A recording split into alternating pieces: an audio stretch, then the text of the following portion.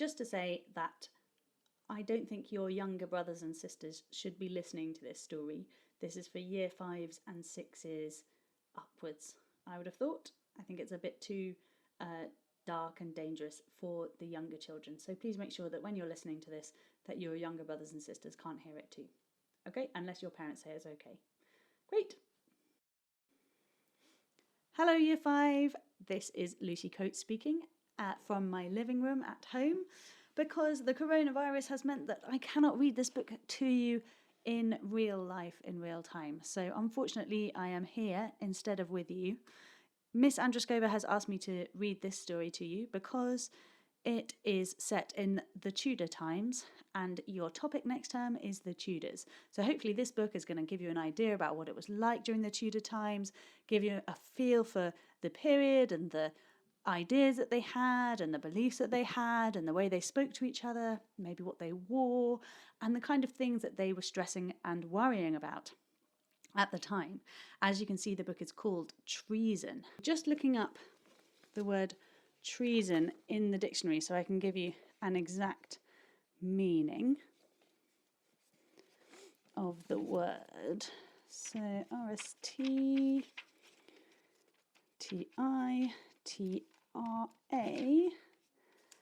closer, treasure. As you can see in the dictionary, treason, where's it gone? Here, treason is a noun, there's the N for noun, and it is a betrayal of one's sovereign, which means king or queen, or country, especially by attempting to overthrow the government. Or number 2, any treachery or betrayal. So for example,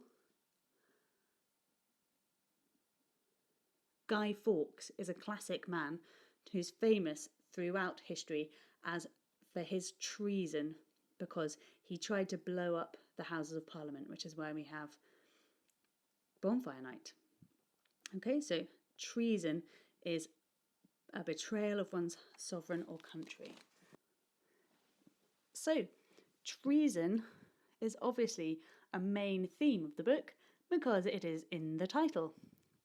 So I would like to say a quick thank you to Berlie Doherty who I hope doesn't mind us reading this to you over the internet as a result of the coronavirus. Obviously, normally I would love to be reading this to you in person instead, as would Miss Andruskova. And I would also like to thank the publisher, who is, as you can see there, Anderson Press. Again, hopefully they don't mind us reading it either. So let's get started then. On the front it says treason. There's this picture of this young man in full-on Tudor outfit.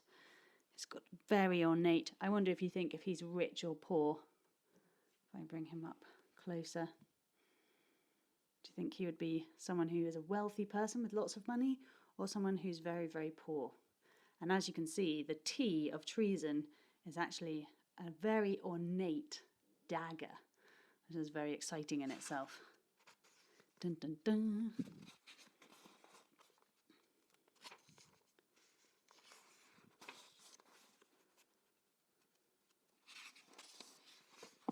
So, on the first page, there's a bit of interesting history. It says, the year is 1539. Henry VIII is King of England. All 3 of his wives, Catherine of Aragon, Anne Boleyn and Jane Seymour, are dead. He has 3 children, Mary, Elizabeth, and the long-awaited heir to his throne, Edward. Henry has broken away from the Church of Rome because the Pope would not allow him to divorce his first wife. Anyone who refuses to accept that he is the supreme head of the Church of England is accused of an offence that is punishable by death. Treason.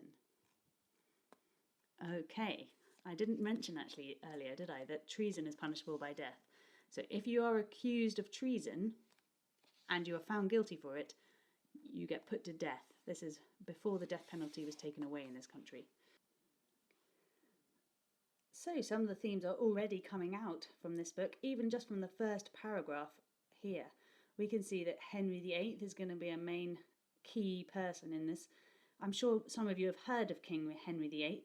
If you haven't, please do go and have a little look up about him on the internet or in any books or encyclopedias you might have around the house to find out who he was. You might also be able to ask people in your family because he's a very famous man, a very famous king, and he is famous for having 6 wives. So as you can see here, in 1539, he has had 3 wives, but they're all dead. So you can see if you can find out about the other wives and what happened after this. He has 3 children, Mary, Elizabeth and Edward. And this whole idea of he's broken away from the Church of Rome, which is Catholicism, because the Pope would not allow him to divorce his first wife. Okay, so the Pope is the head of the Catholic Church, the Church of Rome. And now King Henry VIII has decided, instead of the Pope being in charge of the Church of England, he is going to be the head of the Church of England. So the Pope is no longer relevant in England, according to him. So now that's why it says he is the supreme head of the Church of England. Okay, so if anyone says he isn't, or if anyone still says that the Pope is more important than King Henry VIII, then that is called treason, and that it is punishable by death. So they're likely to be put to death. Oh my goodness. Right, let's get going with chapter 1. Treason by Berlie Doherty, published by Anderson Press. Chapter 1. The Drowning. We jumped down from our horses and ran ahead of father along the shore. Sand whipped into our faces. Waves hurled themselves against the rocks, sending cascades of spray high into the air, then rolled across the sand like hungry dogs, snuffling into every hole and hollow. "I'll race you to the cave," I gasped over my shoulder. Matthew strode on past me. An extra high wave filled his boots and he jumped sideways onto a boulder, waving his arms to keep his balance. I scrambled up after him and we staggered from rock to rock towards the cave. "Don't go any further," father shouted. He had his hands cupped around his mouth. "The tide's too high. It's dangerous." We ignored him. It was too exciting to stop now. We were above the waves, but the water curled over our feet and bursts of spray soaked right through our heavy clothes. We'll never make it to the cave," I panted. "We'll have to," Matthew laughed. "We're surrounded. Can't go back. Have to go on." "Come back," father shouted again. Behind him, where the sand was still dry, Ned Porritt, the stable lad, stood clinging onto the reins of the horses. He was hopping from one foot to the other. "Master Matthew, Master William," he mouthed. "Come back." Matthew laughed across at me. "That's got them worried. Not scared, are you?" "Of course not." "Then follow me. Onward, ever onward." "I still think we should try to go back," I said. I turned to look at my father, and at that moment a tower of sea smashed against the rocks, slamming me off balance. I flung my arms out as I toppled forward and grabbed wildly at my brother's sleeve. Then we both plunged helplessly into the sea. I was being rushed along in someone's arms. My eyes kept opening and shutting. I saw a sky with huge clouds and spatters of leaves and blinding sun and black shadows. I saw the archway that led into the house and the blue-painted wood of the ceiling above the stairs and the dark curtains that draped over my bed. I saw my sister Margery's white, anxious face peering down at me. I saw light and dark and light again. I heard muffled voices and father far, far away saying, "I tried to save him. I tried. I could only save one of them." But which one? I tried to say and couldn't. Am I alive? Or am I dead? The voices were spinning away from me, fainter and fainter. "Master William, Master William, wake up now. Sit up. Come on, I'll help you." I opened my eyes. Nurse Joan had pulled back the curtain from around my bed and was easing her arm under my shoulders. My head and my arms felt too heavy. My chest was tight and painful. I could hear myself moaning. "That's a good boy. Have this food I've brought you, and you'll feel much better." Joan pushed a cushion behind my back as I struggled to sit up. I took the wooden bowl and spoon and tried to swallow the salty gruel, but it came back up my throat again. I pushed the bowl away and sank back onto the pillow. Something had happened. I tried to remember what it was, and I couldn't. Nurse Joan watched me gravely as if she was waiting for me to speak. I couldn't find the words. What was it? What had happened? She sighed and stood up. I'll send Stephen in to clean you up, she said. Where's my father? In chapel, praying with Brother John. They've been there all day, and the vigil will go on all night, so don't ask for him. She waited again as if she expected me to say something and then turned to go. And Matthew? Nurse Joan stifled a sob and hurried out of the room, leaving the door open for the old servant Stephen. But it was Margery who ran in, as if she had been hovering outside the door all the time. Don't you know? Hasn't she told you? Tears were streaming down her cheeks. What? What's happened? Matthew's dead. He's drowned, Will.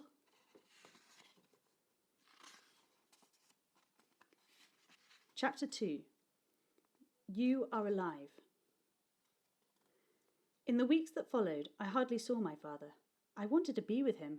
I wanted him to comfort me, to tell me it was all right, to make things better again, but it wasn't all right, and it never would be again, and father kept away from me. Matthew hadn't been found, and father went down onto the shore every day alone, watching. He loved Matthew more than any of us, we knew that. Nurse Joan told us he was breaking in half with grief. There was a weight of silence in the old hall, and when father came home in the evenings, he walked on his own to the dark gardens, as if he couldn't bear to be in the house with us.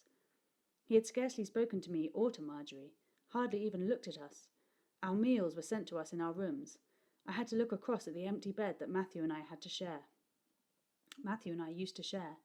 I drew the curtains round it, but then the stillness scared me so much that I opened them again. The house was so quiet without his boisterous laughter that Margery and I hardly dared speak to each other, hardly dared cross the creaking floorboards between our rooms. After the first month, Brother John asked me to go and see him in the rose garden outside the chapel. He was my father's cousin, and he used to live in a monastery before King Henry closed them all down and took their land and money to pay for his war with France. He was our tutor now.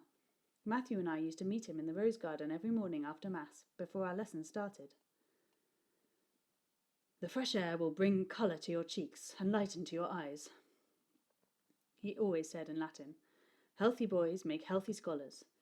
He liked us to talk in Latin most of the time, but it was very hard, especially before breakfast. Sometimes he would notice how much we were struggling and he'd drop into English and tease us with a riddle. It was still winter, and the grass was sharp and fat with ice. Brother John was bending down, hands on knees, looking at something on the ground. Something here has made me think of a riddle for you, he said. I swim, but am no fish. I have legs, but am no man. When I'm full grown, I leap across the land, but am no hare. What am I? I wasn't in the mood for riddles. Besides, I wasn't very good at them. Matthew was always the one who to guess the answer first. He used to whisper to Brother John and then wrestle gleefully on the ground with me till I guessed the answer too, or until he shouted it down my ear. Come on, William, Brother John coaxed. I've no idea, I said at last. Tell me. Ah, no. It's no satisfaction if you're told the answer. Look at this now. What do you make of it? I squatted down next to him. There was a patch of ice across the path, but it was beginning to thaw in the pale sun. The surface ice was thin and hard, but underneath it moving water squeezed and bubbled in dark blobs. You'd think it was alive, wouldn't you? Brother John said. You'd think it was full of living creatures squirming to be let free. I watched the black wriggling shapes. They looked like tadpoles. Brother John clapped me on the back. Exactly. Nothing in this world is quite as it seems. He stood up and looked down at me. Death is not the end, William. Your brother is now with his Maker. He will have eternal rest. You are alive, and you bring hope to your father. My father doesn't want to talk to me anymore. He will. He will come out of his grief, and you will be the one to help him. You are alive. Remember that. Remember it always. While there's life, there's hope. Who said that? I fumbled for the answer. No Matthew to prompt me or to try to beat me to it. Cicero? Exactly. One of the greatest Romans. Aha! But can you translate it? It had always been a tussle between me and Matthew to get there first. Even though he was 3 years older than me, I had usually had a fair chance of beating him, but there was no race today. dum anima est spes esse dicitur? Brother John beamed down at me. Good, good, good. What a splendid morning this is turning out to be. Time for breakfast and then lessons. I think I shall invite Margery to join us now, instead of pining in her room. What does she do all day, William? I shrugged. She spends most of the time with Nurse Joan, reading or sewing or something. She plays Mother's psaltery, but she's not much good at it. Then she has time to join us. What an excellent idea. He strode back to the hall so quickly that I had to run to keep up with him. It made me laugh because I knew Brother John was doing it deliberately. I tugged the edge of his sleeve. Stop! I've worked out the answer to your riddle. Brother John spread out his hands questioningly. And what am I? You're a tadpole. When I arrived in the library after my breakfast, I was surprised to find Margery sitting there already, practicing her handwriting with a new goose quill. Brother John leaned over her shoulder, peering at her script. You read and write beautifully, he told her. And there's room in your brains for much more than that, Margery. I should like you to learn French and Latin and Greek like your brother. There's a place for you now where Matthew used to sit. He looked across at me. It's better with two, isn't it, Will? His kind brown eyes glittered as he spoke. I loved that boy, he added quietly. We will never let him out of our thoughts. Then he smiled quickly at us, rubbing his hands together. Aha! I have a riddle for you both. This will get your brains moving. I have no sight nor hands, many ribs, a mouth in my middle. I move on one foot. I am swift as the wind. What am I? Margery giggled. Oh, give us a clue of some sort, she begged, but the monk shook his head, smiling, and pursed his lips. He never tells us the answer, I warned her. We have to work it out for ourselves. Here's an easier one. I am a thief in the darkness. I eat words. What am I? He looked brightly from one to the other of us. Quick now, quick! His eyes flicked to the shelves and back again. Oh, I know, Margery shouted. A bookworm. Brother John clapped his hands together. Exactly, and that's what I want you to be, Margery. Start chewing now. Is it wrong, I wondered? Is it wrong to laugh and joke when the rest of the house is so wrapped in grief for Matthew? I saw how bright Margery's eyes were, and how her white cheeks were flushed with laughter, and how Brother John smiled. I imagined Matthew then, laughing and joking with us all. It made me feel a little better. Up till that morning it had always been Matthew and me, playing, riding, reading, joking, teasing, laughing, fighting. We were inseparable. Sometimes Ned Porritt, the stable lad, would be with us, especially when we were riding, and afterwards, when we were cleaning and brushing the horses together, Ned used to scare the wits out of us with his ghost stories. And while the horses breathed and stamped in the darkness of the stables, Matthew used to hide in the shadows and suddenly jump out at me, making me yell with fright. And we used to run back to the hall, clutching each other's sleeves, shrieking with laughter. Margery was never part of that. She had a friend called Lady Catherine, who used to come and stay sometimes, and they used to play together at whatever it is girls play. But then Catherine moved to live in a fine mansion in London, too far away to visit us, and Margery wrote long letters to her. I suppose she was quite lonely, but Matthew and I never invited her to join our games. But now she was having lessons with me, and I liked it.